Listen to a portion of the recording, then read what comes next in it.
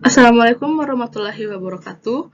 Perkenalkan, nama saya Imam Kaupanenungi dengan NIM 22021150237. Saya berperan sebagai moderator dari kelompok 4. Nah, pada kesempatan kali ini, kelompok kami akan menjelaskan mengenai arsitektur Bizantium, di mana pembagian materi dari arsitektur Bizantium meliputi sejarah perkembangan, karakteristik arsitektur, kebudayaan yang berkembang, serta contoh karya arsitektur Bizantium. Nah, baik, untuk mengefisienkan waktu, saya persilahkan pemateri pertama untuk menjelaskan materinya. Baik, Assalamualaikum warahmatullahi wabarakatuh. Perkenalkan, nama saya Muhammad Didi Ramadan dengan NIM 220211502030. Saya akan membacakan materi pertama, yaitu sejarah perkembangan. Bizantin atau Bizantium merupakan sebuah daerah yang berada di Eropa Timur, adalah koloni bangsa Yunani yang telah ada sejak tahun 660 sebelum Masehi. Daerah Bizantium kemudian menjadi bagian wilayah Kekaisaran Romawi dan pada tahun 330 dinamakan sebagai Konstantinopel, lalu kemudian diresmikan sebagai ibu kota Romawi dan dijadikan pusat pemerintahan Kekaisaran Romawi. Timur merupakan kekuatan terbesar ekonomi, budaya, dan militer di Eropa. Wilayah kekuasaan Romawi Timur membentang dari Armenia sebelah barat Turki sampai ke Calabria di Italia Selatan, juga sebagian Afrika termasuk Mesir. Setelah kematian Kaisar Theodosius I pada tahun 395, terjadi perpecahan pada Kekaisaran Romawi menjadi dua wilayah, wilayah timur dan wilayah barat. Kekaisaran Romawi Barat mengalami kemunduran, menyebabkan suku-suku nomaden Jerman berpindah ke kerajaan, layanan pemerintahan menyusut, hukum dan ketertiban macet, perdagangan memburuk, dan sekolah dihentikan. Sebaliknya, Kekaisaran Romawi Timur terus berkembang dengan ibu kota Konstantinopel pada zaman pertengahan Middle Ages. Telah berdiri sejumlah pemerintah, entah itu dari kalangan Muslim maupun Kristen, di sekitar Laut Mediterania. Di sebelah utara, tepatnya Selat Bosporus, terdapat ibu kota Kekaisaran Bizantium, Konstantinopel Romawi Timur, menjadi dinding pelindung bagi kaum Kristiani terhadap serbuan bangsa barbarian Slavia dari barat dan serangan kaum Muslim dari timur.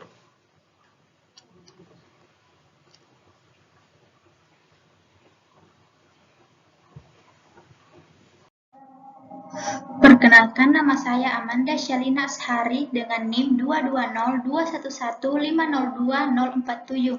Di sini saya akan melanjutkan pembahasan dari materi sebelumnya. Sebagai satu-satunya pewaris Kekaisaran Romawi, Romawi Timur atau Bizantium menjadikannya memiliki sebuah teknologi perang dan kejayaan sistem militer Romawi dengan wilayah laut yang sangat luas dan armada laut terbaik pada masanya, dan juga kehebatan tembok Deodisius atau pertahanan paling kokoh pada abad pertengahan, yang mampu menahan serangan dari luar hingga ribuan tahun. Bagi umat Kristen Barat, tembok ini adalah benteng yang melindungi mereka dari dunia Muslim dan membuat mereka tenang. Kota ini juga dipandang sebagai replika surga, perwujudan keagungan Kristus, dan penguasa atau kaisarnya dianggap sebagai Tuhan di bumi.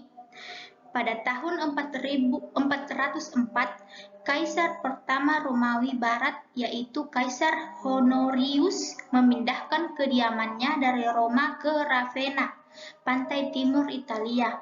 Akibat pemindahan ini, terjadi pembangunan besar-besaran di sana, yang mana dilihat dari posisi pemindahannya tentu mendapat pengaruh Bizantium. Selama masa pemerintahan Justinian 527 sampai 565, Silsilah dan Italia menjadi milik Kekaisaran Timur. Hal ini menyebabkan terjadinya kebangkitan dalam hal pembangunan di Italia, di mana pengaruh Bizantium menjadi lebih dominan, dan sebelum tahun 752, Ravenna menjadi representatif dari Kekaisaran Bizantium. Itulah materi yang saya sampaikan. Sekian dan terima kasih. Perkenalkan, nama saya Serlianti Ahmad dengan NIM 220211502033. Baik, saya akan melanjutkan materinya. 10 tahun terakhir kekuasaan Bizantium, batas antara Konstantinopel dan daerah Yunani Selatan sudah hampir tidak ada. Dan seni Konstantinopel kemudian menjadi tolak ukur seni Bizantium. Sejarah Kekaisaran Bizantium dari abad ke-5 hingga ke-11 mengalami perkembangan yang pasang surut.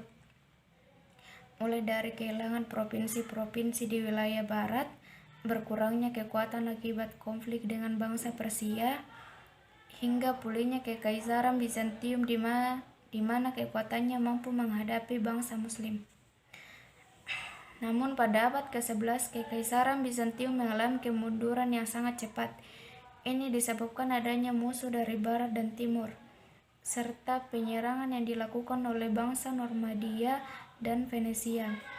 Kekaisaran ini terus berjalan hingga akhirnya runtuh karena konflik internal, peperangan terus-menerus melawan bangsa Persia dan Turki, dan akhirnya ditaklukkan oleh Ottoman dari Turki pada tahun 1453.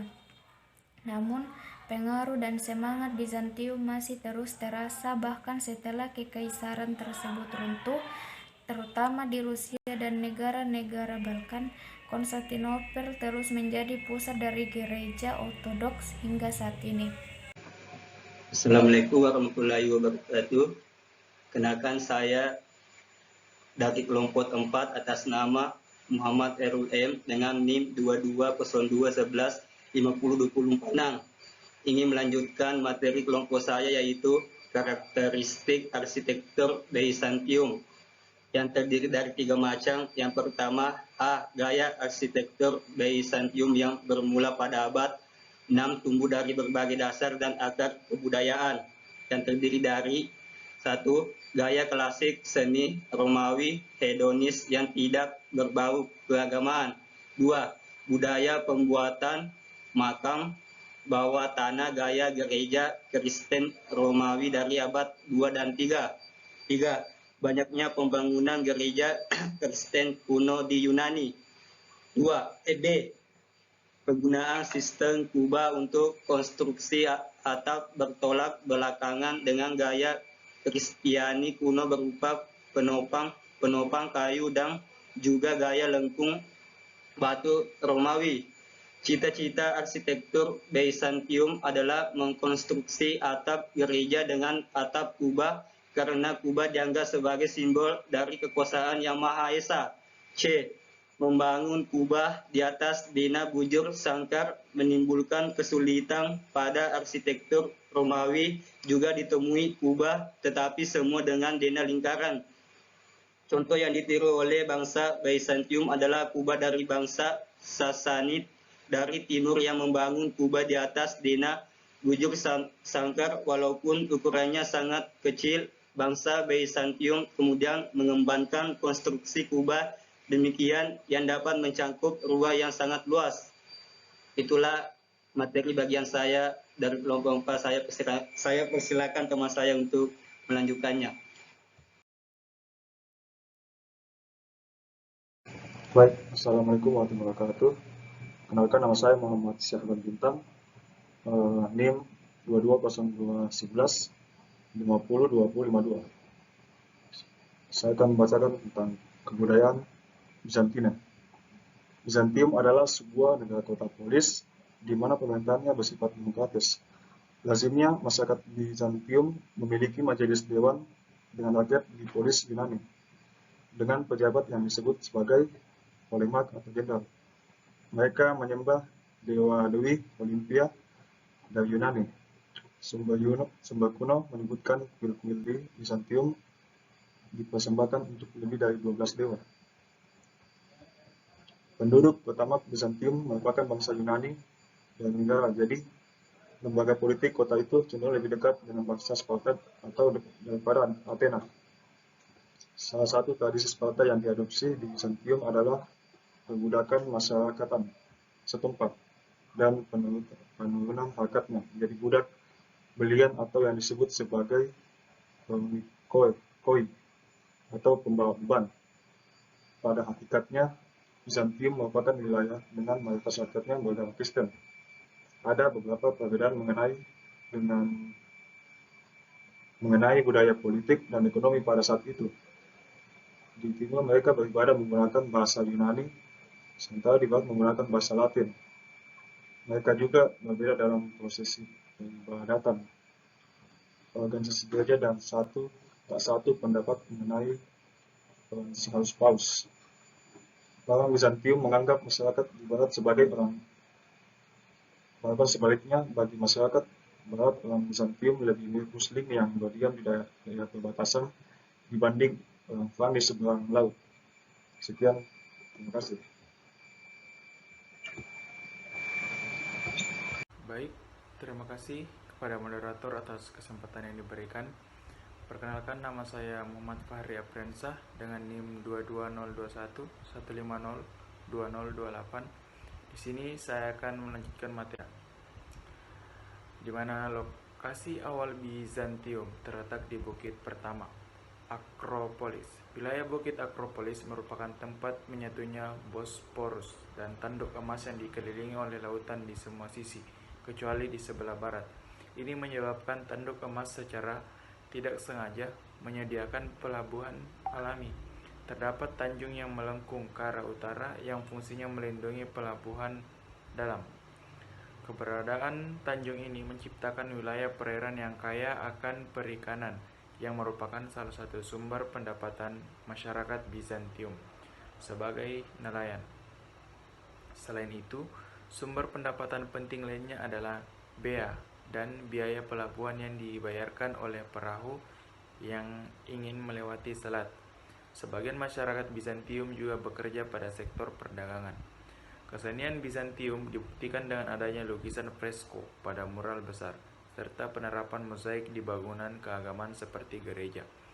Selain gaya tradisional fresko dan mozaik, ada juga gaya artistik seperti ikon yang digunakan di biara Konstantinopel. Ikon ini berupa lukisan tokoh agama pada panel-panel kayu yang dibuat di biara. Ini berfungsi sebagai representasi Bizantium dari seni Alkitabiah. Kontribusi teknologi Bizantium yang paling terlihat adalah pada sektor arsitektur. Ini dibuktikan dengan pembangunan yang cukup pesat dan bentuk bangunan yang terlihat megah.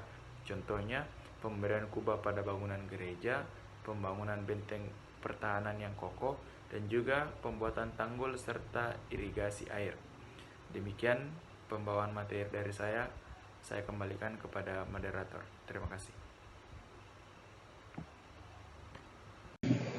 Saya Hasan Ali dengan NIM 220211501033 ingin melanjutkan materi yaitu contoh karya arsitektur Bizantium. Hagia Sophia. Hagia Sophia merupakan bangunan yang terletak di Istanbul, Turki.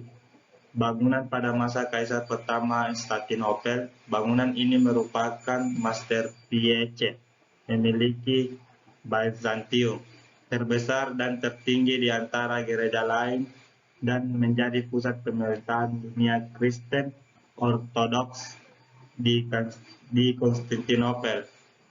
Hagia Sophia mengalami perubahan dari gereja ke masjid selama hampir 5 abad, sehingga pada akhirnya difungsikan sebagai museum.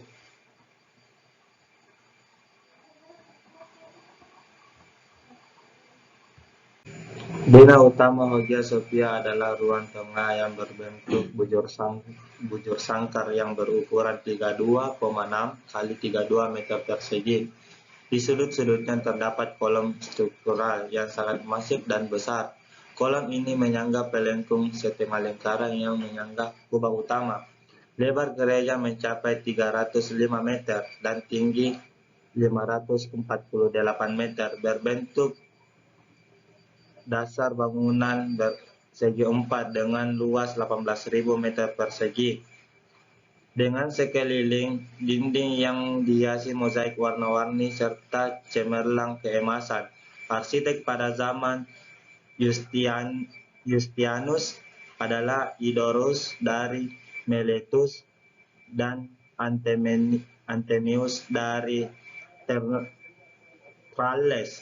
Bangunan ini pada tahun 1453 Masehi diduduki oleh bangsa Turki dan diubah menjadi masjid dengan menghilangkan bagian-bagian yang berhias gambar makhluk hidup. Dan inilah contoh bagian-bagian dari Hagia Sophia, seperti gambar potongan, gambar sketsa ruang dalam, kolom struktural utama, kolom struktural dengan ornamen, urutan konstruksi atap, bentuk kubah atap, dan material lantai, bukaan dinding dengan ornamen dinding Hagia Sophia seperti ini ya. Adapun ornamen pintu dan pilarnya dengan langit-langit seperti pada gambar bagian tersebut. Baik, adapun kesimpulan dari penjelasan kelompok kami yaitu Bizantium merupakan kekaisaran yang berpusat di Konstantinopel dan berada di bawah kekuasaan Roma di Eropa Timur. Adapun faktor yang mempengaruhi kebudayaan Bizantium antara lain, pertama, pengaruh kebudayaan Romawi, kedua, pengaruh agama Kristen, dan yang ketiga, beberapa pengaruh kebudayaan dari timur. Nah, arsitektur Bizantium ini memiliki ciri khas bangunan yang berupa kubah yang terlihat megah dan dilengkapi dengan ornamen mozaik yang berwarna dominan emas. Sekian presentasi dari kelompok kami. Lebih dan kurangnya mohon dimaafkan. Semoga apa yang telah kami sampaikan memberikan manfaat kepada banyak orang. Presentasi ini saya akhiri dengan ucapan wabillahi taufiq wal hidayah. Wassalamualaikum warahmatullahi wabarakatuh.